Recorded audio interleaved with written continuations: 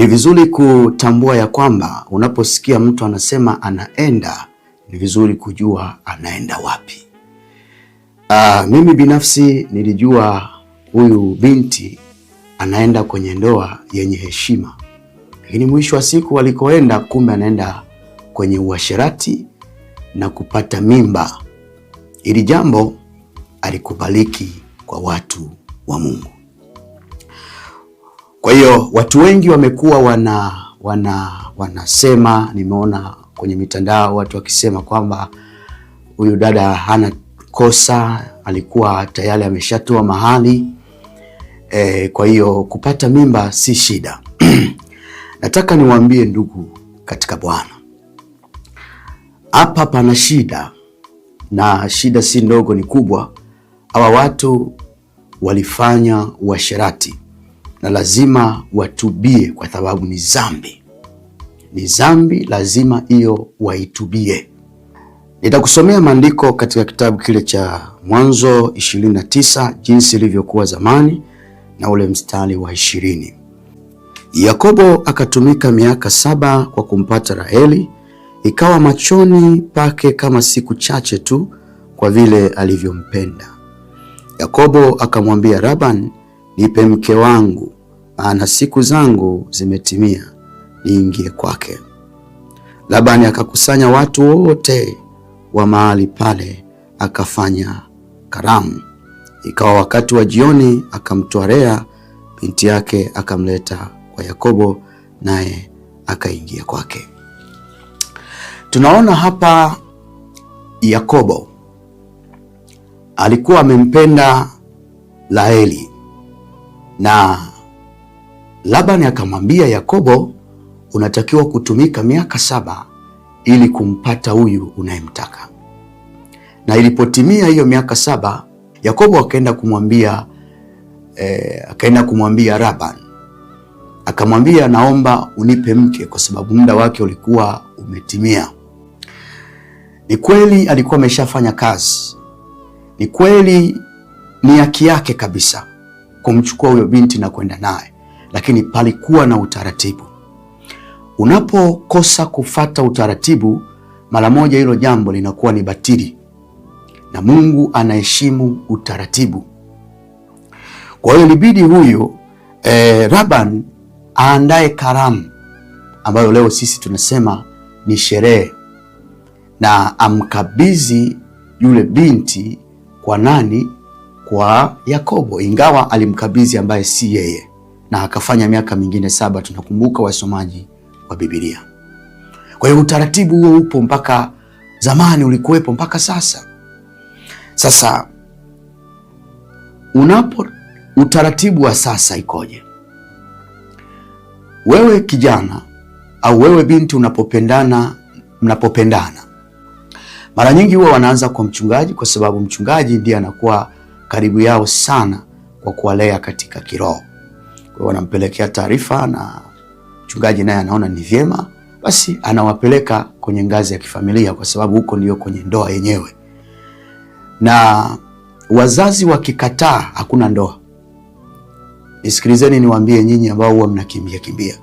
Wazazi wakikataa, hakuna ndoa. Ndoa si kanisani. Ndoa ni kati ya familia hii na familia hii kukubaliana, familia ya binti kumtoa binti yao kwenda kwa kijana. Hapo ndipo inaitwa ndoa. Na zamani hapakuwa na mambo ya kwenda kanisani. Ukisoma Biblia kuanzia kitabu cha Mwanzo mpaka Ufunuo, hakuna mahali wanandoa walienda kanisani. Nataka kuja hapa nisikilize vizuri. Ndoa ya sasa, tumekuwa na makanisa, wazazi wamekuwa wakisali, wakimtumikia Mungu, pamoja na mabinti na vijana wanaokuwa wanaoa pia nao wanakuwa wanamtumikia Mungu.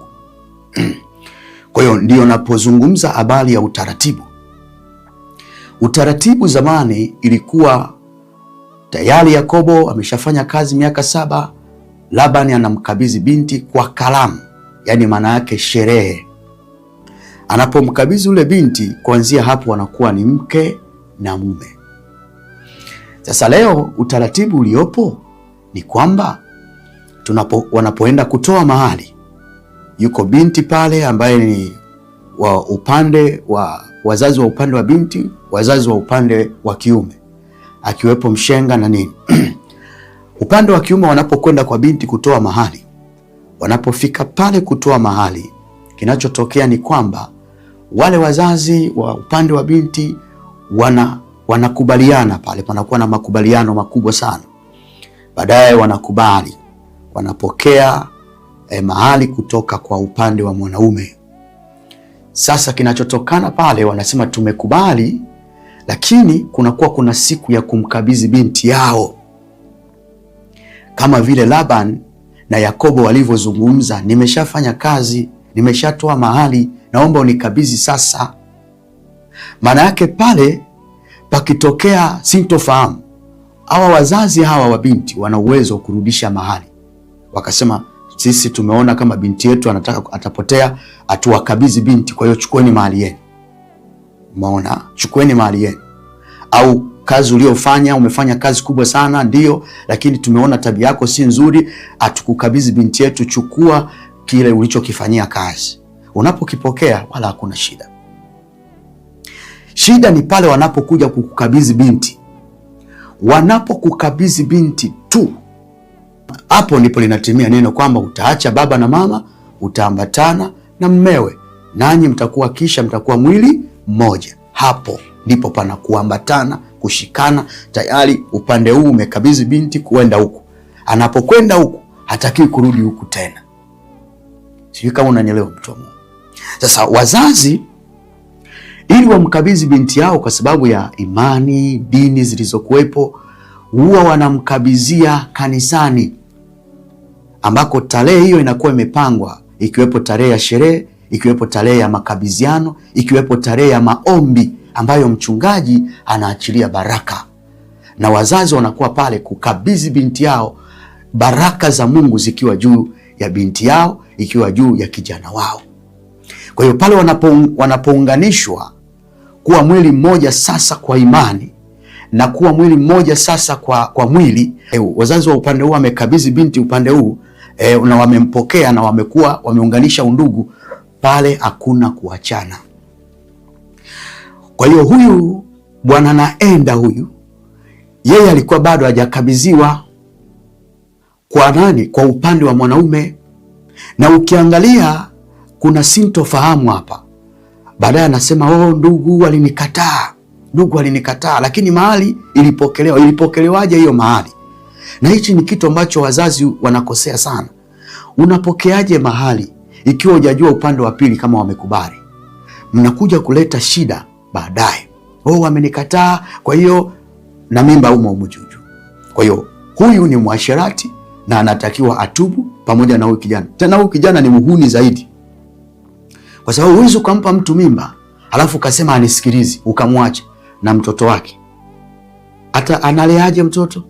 Ndio maana masingomaza wamekuwa wengi, na tunapowalaumu masingomaza pia tuangalie na hawa wahuni wengine hawa wanaotoka huko wakapita huku ukapiga mtu mimba alafu mwisho wa siku unamwacha soremba.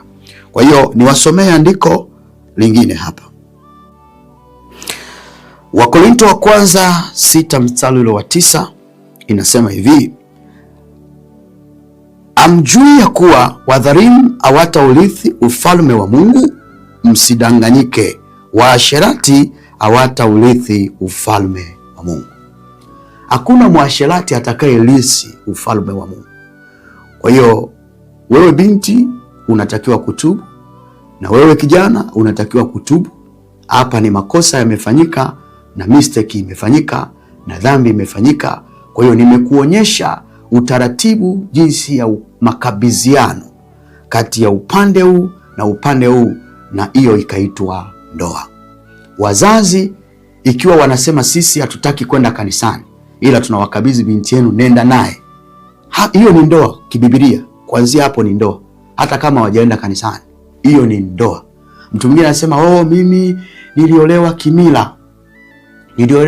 Lakini hata kama uliolewa kimila, ikiwa wazazi wa upande huu na upande huu walikubaliana, hawa wa upande wa mwanaume wakapeleka mahali kwa upande wa mwanamke, wakakukabidhi, sherehe ikafanyika, hiyo ni ndoa. Haijalishi mlifanya kanisani haijalishi mlifanya wapi, wewe umeolewa, na ukiachika hapo ni dhambi. Ukaenda kuolewa tena ni dhambi. Mungu awabariki sana, mbarikiwe sana, naamini mmenielewa. Naenda na mimi naenda, lakini naenda kwa Yesu. Mungu awabariki sana.